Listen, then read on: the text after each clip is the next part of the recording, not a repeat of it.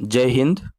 आज आम जानिबा भारत संविधान रो ऐतिहासिक पृष्ठभूमि विषय रे। 1757 रो पलासी युद्ध रे बंग नवाब को इंग्रेज द्वारा हारिबा और 1764 रो बक्सार युद्ध रे बंग नवाब, अयोध्यार नवाब और मोगल सम्राट को मिलित सेना इंग्रेज को द्वारा हारिबा परे बंगर प्रकृत शासन इंग्रेज को हाथ को चलीगला। बंगर शासन और विचार नवाब को हाथ में रहिला और राजस्व और सामरिक ईस्ट इंडिया कंपानी हाथ में रहिला।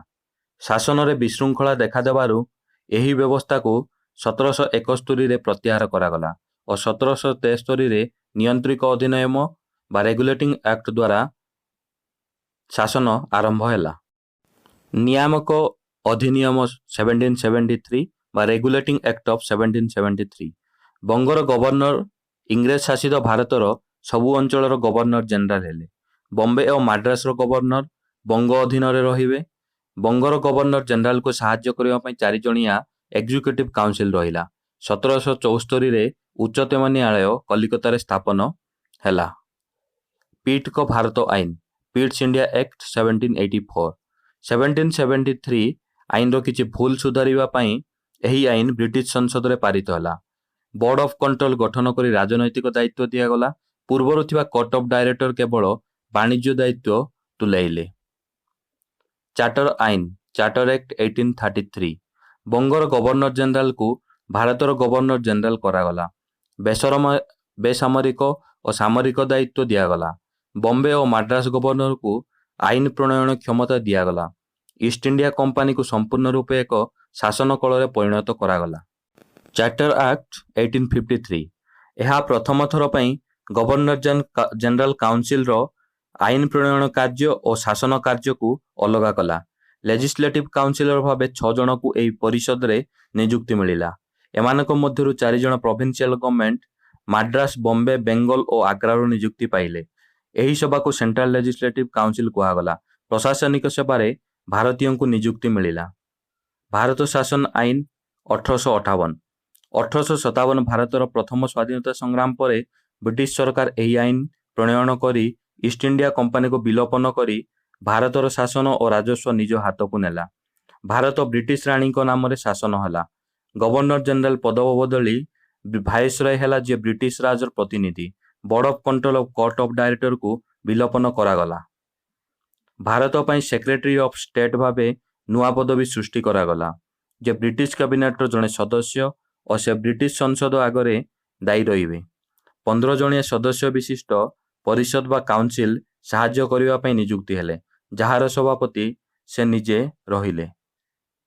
भारतीय परिषद आईन बा इंडियन काउंसिल एक्ट 1861 आईन तैयारी रे भारतीयों को नहीं प्रतिनिधि सभा प्रथम थर पाई आरंभ होइथिला। वाइसरॉय किछि भारतीयों को नॉन ऑफिशियल सदस्य भावे मनोनीत कले निज आईन प्रणयन सभा रे। बॉम्बे और माड्रास को आईन प्रणयन क्षमता दियागला। बेंगल 1862, पंजाब 1897, NWFP 1866 रे विधान परिषद गठन हैला। वाइसरॉय सभाकर कार्य पई नियम तैयारी करि परिबे और ऑर्डिनेंस लागू करि परिबे। भारतीय परिषद आईन इंडियन काउंसिल एक्ट 1892 केंद्र और राज्य विधान परिषद रे नॉन ऑफिशियल भारतीयों को संख्या बढ़िला किंतु ऑफिशियल ही अधिक रहिले। विधान परिषद रो कार्य बढ़ागला और बजेट को आलोचना और एग्जीक्यूटिव को प्रश्न करिवार अधिकार मिलिला।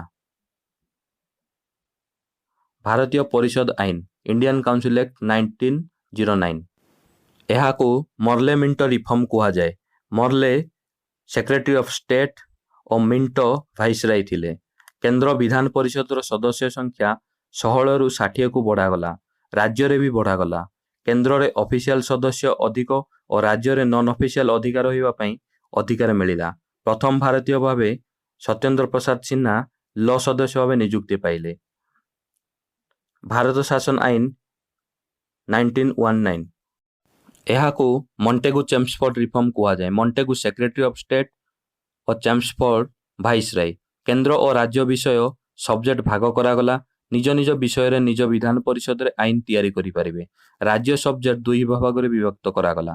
ट्रांसफर सब्जेक्ट जहाँ गवर्नर मंत्री उपदेश रे शासन करती और विधान परिषद रे दायी रुहंती। रिजर्व सब्जेक्ट गवर्नर निजे शासन करती परिषद रे दायी हुअन्ति नाही एहाकू द्वैत शासन कुहाଯାଏ। द्विसंसदीय और प्रत्यक्ष निर्वाचन आरंभ है। केंद्र विधान परिषद बदल में राज्यसभा और विधानसभा गठित है। भाइसरय एग्जीक्यूटिव काउंसिल 6 जन मध्यरु 3 जन भारतीय और Sikh Indian Christian Anglo Indian को पई अलग निर्वाचन मंडली है जहाँ सांप्रदायिक प्रतिनिधित्व पई आगकू नेला।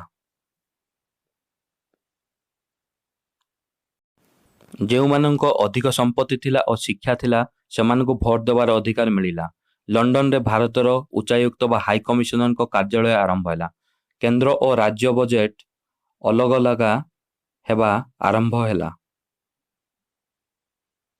भारत शासन आईन गवर्नमेंट ऑफ इंडिया एक्ट 1935 यह भारत संविधान रो सबुठु बड़ उत्स। क्षमता को 3 तालिका रे भाग करागला।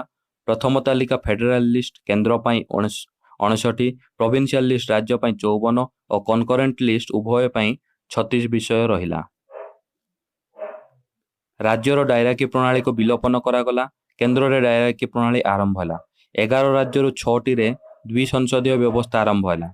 विधान परिषद और विधानसभा सांप्रदायिक प्रतिनिधित्व बढ़ाई अलगा प्रतिनिधित्व डिप्रेस्ड क्लास महिला और मजदूरों को दियागला। 10% लोकों को भोट देवा अधिकार दियागला।